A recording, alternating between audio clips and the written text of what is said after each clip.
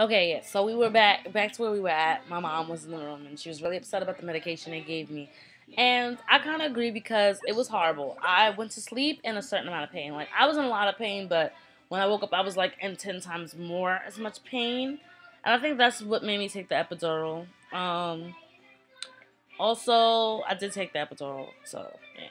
That's what made me take it. And also my mom and my husband, they were like horrible support system. My mother was like, oh, you're a punk. I did this 4 times. And you're scaring everybody on the floor. And then my husband was mad about some. I think I yelled at him or something like that because he was trying to put ice in my mouth and I didn't want it. And I screamed at him and he got upset that I screamed at him. And he's like, I'm just trying to help you. But I'm like, you have to understand I'm in pain. Like, I'm in pain. I'm not just being a bitch to be a bitch. I'm in pain. Like, you don't understand this pain because you have a penis. Anyway, um, so yeah, I ended up taking an epidural because I don't have anybody saying you could do it. Come on, breathe this way, relax, close your eyes, calm down. I didn't have that. I had people shouting stupid shit at me. Excuse my French. Stupid things at me the whole time. So I got up before she gave me the epidural. She said, "You have to use the bathroom because you're not going to use the bathroom once you have the epidural." I did not want to get up to use the bathroom. I was like, I don't want to move from the spot because I'm in so much pain. Like, just give me the epidural. Like, I don't care what happens. I can't move from the spot.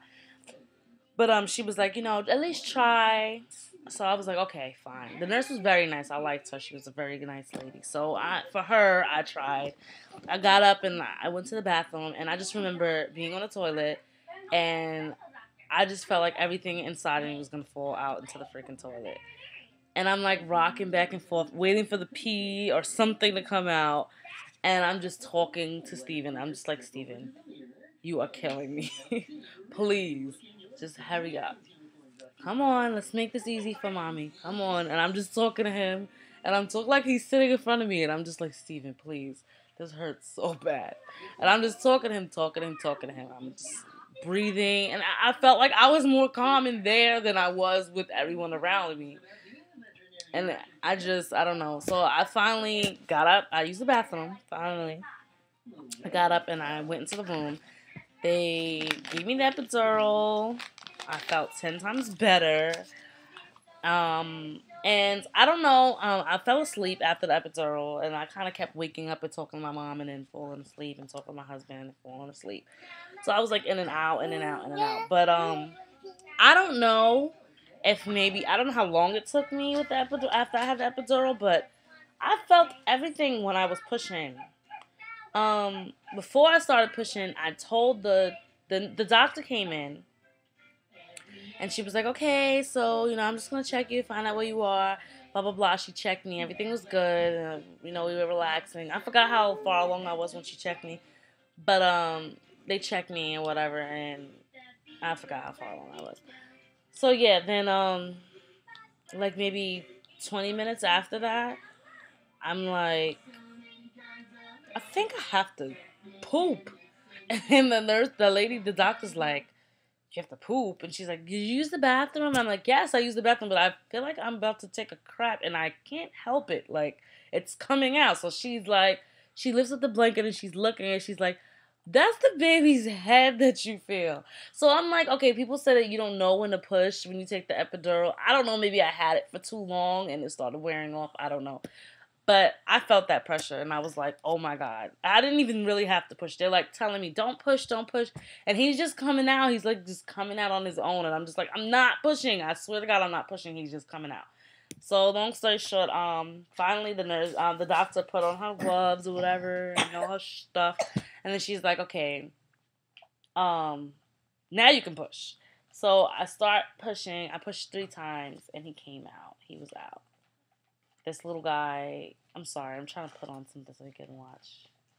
Because he likes to play with the remote control and then he gets mad when his show is not on. What do you want to watch? Barney? Huh? Barney? You gonna finish watching Barney? Hmm? Yeah, so anyway, there he goes. Now he's gonna go finish eating the rest of his puffs and watching Barney. So yeah, 3 pushes and he was out. Like, and I honestly, those 3 pushes, I knew it wasn't going to be a lot of pushes because he was already coming out on his own. So me helping him, I knew it wasn't going to be that much more. Um, he was born 7 pounds 5 ounces on December 19, 2010 at 12:13 a.m. He was born 5 weeks early, so they did place him in the NICU. Also, when he came out, I only got to hold him for like 2 seconds, and then they ran him down to the NICU because his breathing was a little messed up. They said he had like fluid on his chest or something like that. And then later on, I found out he was like we were feeding him, but he wasn't keeping anything down. I was in the NICU every day, every night, every minute of every second of every day. Like, I was down there all the time. Like, it was insane. I was not leaving him. Like, I felt like he wasn't doing well and he needed me. And yeah, the nurses were taking care of him, but I wanted him. I wanted to be the one taking care of him. I wanted to make him better. So I was down there a lot. And I was like putting him inside my gown and keeping skin to skin, and he was getting better. I kind of freaked out because one of the babies that was next to him coded, and I thought it was something wrong going on. Like, I saw the nurses and the doctors rushing, and I freaking had a heart attack, and I just broke down. I was like, get him out of this NICU. Like, he does not need to be here. I want him in my room. But they explained to me that, the machines he wasn't as bad as that baby, and that the machines were monitoring him and making sure that he was getting better. So I kind of just breathed. So yeah, I was down there all night. I was waking up. They were like, "Oh, go take a nap and come back." I would go and literally take a nap and come right back and try to breastfeed. I was breastfeeding. My second day, my milk came in, and the nurse in the NICU was like, "Oh my God, you're a freaking milk goddess! Like, how are you filling bottles on your second day?" And I was just like, "I don't know. I mean, these things are big enough. I would hope so." Yeah. So, I mean, that was pretty much it. He ended up staying in the hospital a day longer than I did, which broke my heart. I was crying like all night, and the next morning, it was like, as soon as visiting hours started, I had already been there for like 20 minutes already. So, I kind of didn't want to leave him, and it was a lot, but I got him out the next day. I went the next day, and they were like, "Oh, he's doing 10 times better, and he's great," and I bought his car seat, and I fit him in it, and it was perfect, and he went home. And ever since then, he's been driving me crazy.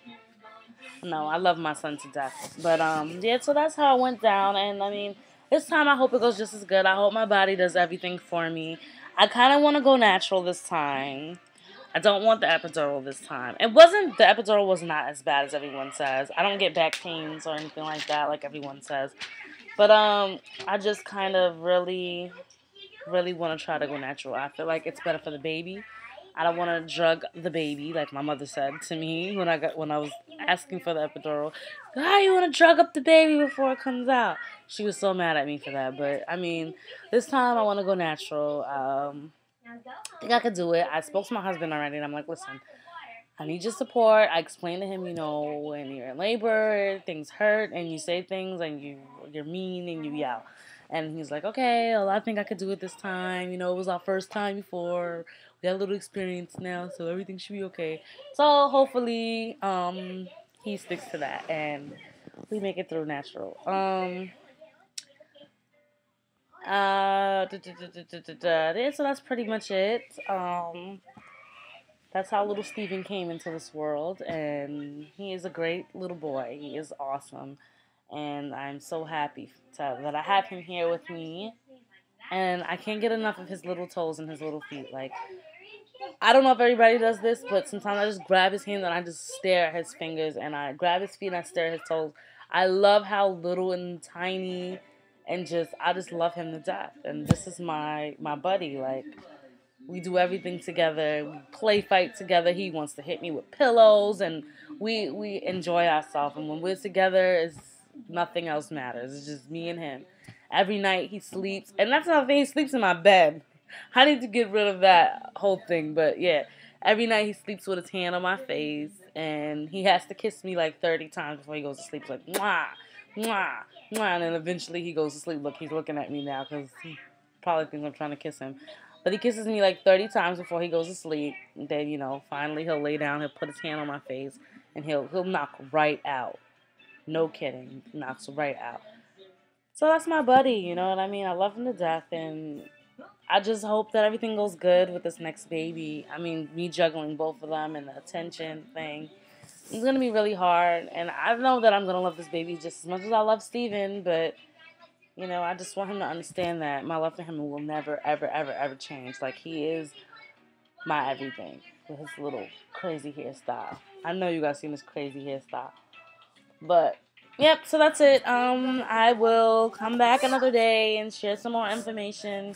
Once I find out what I'm having on April 30th, I will start buying things. So, I mean, I don't really do sales or anything like that. I know a lot of people do like, oh, this was on sale, that was on sale.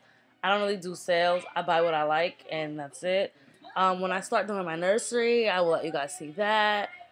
Steven, this new baby, will be sharing a room. So if it's a girl, my idea so far is to do half the room girl, half the room boy. Half the room that's boy will be Steven. Half the room that's girl will be for the girl. If it's a boy, then we'll do the whole room, one theme or whatever. I have to figure everything out. Steven needs a crib because he broke his... Well, we moved a lot. We moved a lot in the last 2 years. So his crib got like really damaged, and then he was jumping in it, which made it worse. So he needs a crib and a bed and everything. So right now he sleeps with me and my husband, which is like hell. But we are going to get him a crib and everything. Like, we're going to do a whole room for them. So I will keep you guys updated on that. Thank you for watching. Questions, comments, suggestions below. And I will see you guys later. Bye.